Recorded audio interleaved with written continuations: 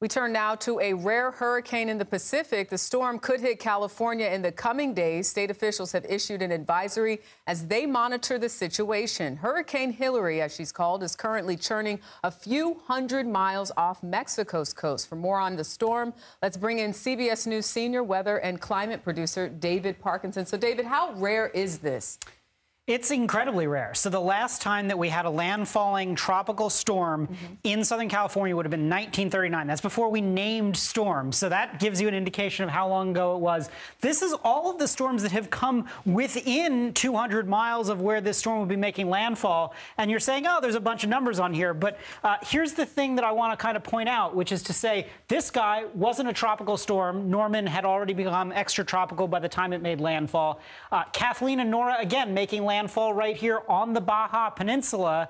We had Jen Cat, who did this kind of fun little loop-de-loop again south of the border. Ignacio was extratropical. Doreen stayed off the coast. And we had Kay last year that kind of went up the coast and then did a little loop-de-loo out here. So we haven't had anything like this since that 1939 landfalling storm. And you can see it's a pretty healthy, large-sized storm now. It's not going to have enough time really to weaken as it moves further north. How big of a threat is this for Southern California? And are they even prepared from an infrastructure standpoint because of what you just mentioned and not really having to worry about it all this time? Yeah, I mean, rain like this is unheard of in the summer. So here's the deal. In California, the most rain ever recorded in San Diego for the month of August is a little over 2 inches. So, you know, that should show you just how much they are not expecting this in terms of rainfall totals and where this is going to be. What I want to do is I want to put the tropical track on here and show you the storm's going to strengthen to a Category 4 before rapidly weakening as it approaches.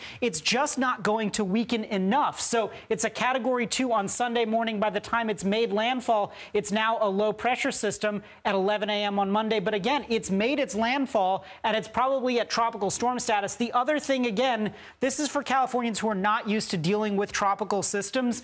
Anywhere in the cone is fair game for where this storm could be. And so it could make a landfall here on the Baja coast. It could make a landfall here up by like Goleta and Santa Barbara, or maybe San Pedro or Orange County down through San Clemente. Any place in this cone is fair game. And what happens there when you have a landfall is really important, because this right here, this is the European model, and it assumes a track right here with the heaviest rain over Palm Springs, the low desert, into portions of the Imperial Valley and the eastern IE. But if this storm track moves just 40 miles to the west, so again, it makes that path right up by Belmont Shore and Long Beach, now you take all of this heavy rain and you shift it west. You shift it now into portions of Orange County. You shift it into portions of the IE that are very well populated, like Hemet, up towards Riverside and San Bernardino. The problem being here, now you've got all this topography. You've got mountains. You've got burn scars because of all the fires that they've had. And so when you get this much rain in a short period of time, over the desert, it really can't handle it. But again, over mountainous terrain, it can't handle that kind of rain. So you're looking at like a winter-like storm now in the summer in places that are not used to this amount of rain. And that really is the huge concern here. In addition, you'll have the winds gusting 40, 50, 60 miles an hour. So you could have the power outages and problems there. But the real problem is the fast and furious rain that we're getting out of this. So this is the time to take note, take cover. We're currently in an El Nino year.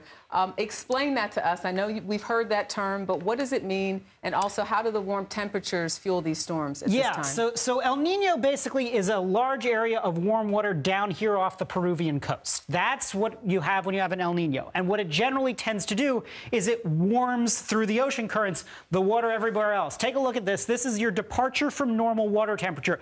Everywhere, basically with the exception of this little sliver off the Baja, is warmer than it should be right now. So the water is warm. When the water is warm, it fuels the storms. Now, ordinarily, when you have an El Nino year, you can tend to get something that's really interesting, which is you get a lot of extra wind coming across, and it kind of cuts the storms apart. We're not expecting wind shear as the storm moves up the coast here. So again, it's unlikely that the storm is going to dissipate. And the other key thing that I want to point out here, though, is that the storm is really being fueled by our heat dome. So this is your heat dome right here. And what's interesting about this, right, is it's now got to go around it. And so that's what's forcing it right up the coast here. You've got a width now of about 200 miles from the center of the storm to the edge of the impacts. So this could be impacting not only Southern California, but also Vegas, also Yuma, also portions of Arizona as well. So this is a big, wide impact. It's not a skinny, tiny storm. And the stronger it gets, the larger the storm will likely be in terms of impacts as it makes that landfall. So we'll be keeping a close eye Sunday night into Monday morning. David Absolutely. Parkinson, thank you. No problem.